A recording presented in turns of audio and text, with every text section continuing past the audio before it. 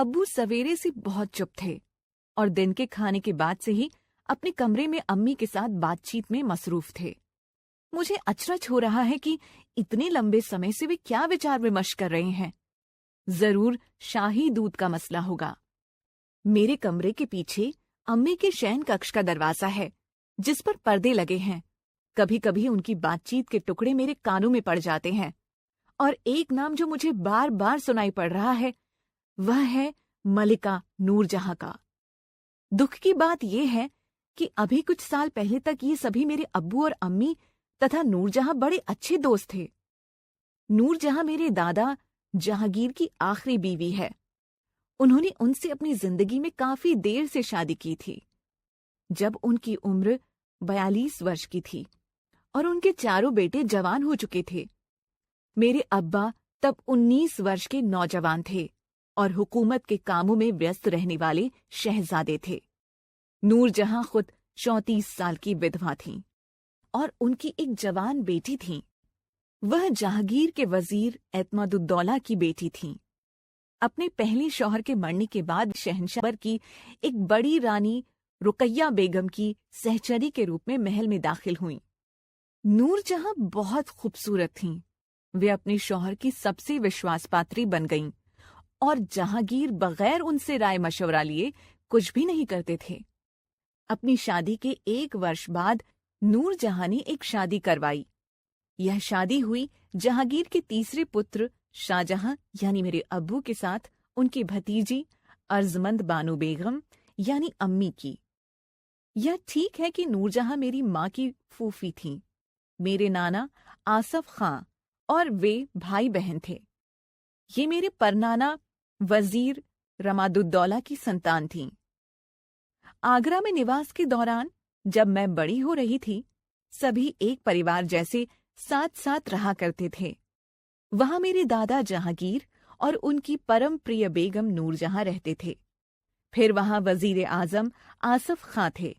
मेरे नाना भी थे और उन्हीं के साथ थे मेरे अब्बा शाहजहां और उनकी बीवी अर्जमंद बानो। इसलिए अम्मी भी एक काफी प्रभावशाली महिला हो गई थीं।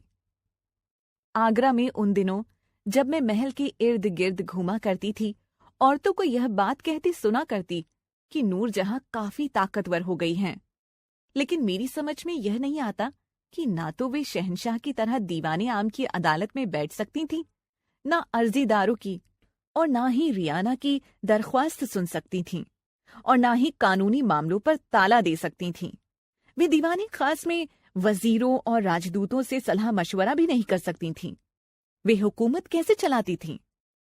जब कभी हम उनसे मिलने जाते, वे परिवार की किसी भी दूसरी औरत की ही तरह लगतीं।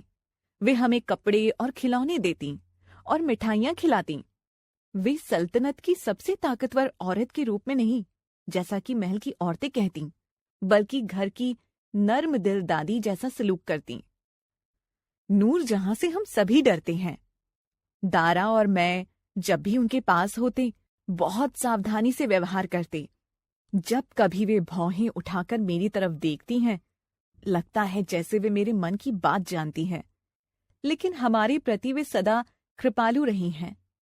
उन्हें पता है कि दारा पढ़ने का शौकीन है, इसलिए उसके लिए दुर्लभ किताबें मंगाती हैं और इस बात का प्रबंध कराती हैं कि दारा और शुजा की पढ़ाई में मदद के लिए कोई अच्छा पढ़ाने वाला उपलब्ध हो।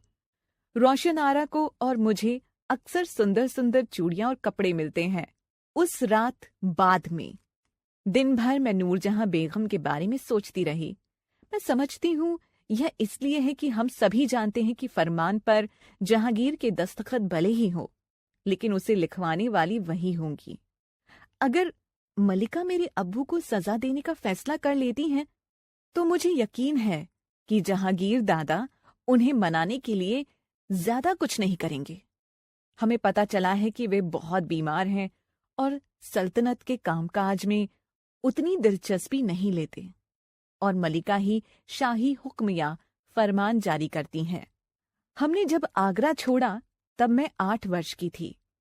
अभी कुछ ही महीनों से दारा और मैं नूरजहां के बारे में बहुत उत्सुक हो उठे थे। यह सब शुरू हुआ जब नूरजहां ने अपनी बेटी लाडली बेगम की शादी शहजादे शहरयार के साथ करवाई। लाडली बेगम उनके पहले शौहर से पैदा बेटी है। शहरयार जहांगीर के सबसे छोटे बेटे हैं और मेरे अब्बा के सौतेले भाई। नूर जहां ने एक और शादी शाही खानदान में करा दी। अचानक हमारे सुनने में आया कि अब नूर जहां अब्बा को पसंद नहीं करती और शहरयार को शहंशाह के करीब लाना चाहती हैं। अफवाह थी कि शहरयार को युवराज बनाया जाएगा ताकि उनकी बेटी लाडली आगे मलिका बन सके। एक दिन सवेरे दारा और मैं घूमते हुए उस महल तक चले गए जहां मलिका रहती थीं। दरवाजे पर पहरा दे रहे गुलाम ने हम पर एक शक की निगाह डाली और पूछा, शहजादे और शहजादी को मलिका बेगम ने मुलाकात के लिए बुलाया है। मैंने उसे 2 किताबें दिखाई जो मैं साथ लाई थी और कहा, मलिका बेगम ने ये किताबें हमें पढ़ने के लिए दी थीं। हमने इन्हें पढ़ लिया है और इन्हें पुस्तकालय में वापस रखना है। इन्हें मुझे दे दें शहजादी जहां आरा, मैं इन्हें वापस रख दूंगा। और उसने अपना हाथ आगे बढ़ाया। दारा और मैं सोच रहे थे कि अब आगे क्या करें। तभी नूर जहां की एक बांदी ने अपना सिर दरवाजे से बाहर निकाला और पूछा, दरवाजे पर कौन है दिलदार?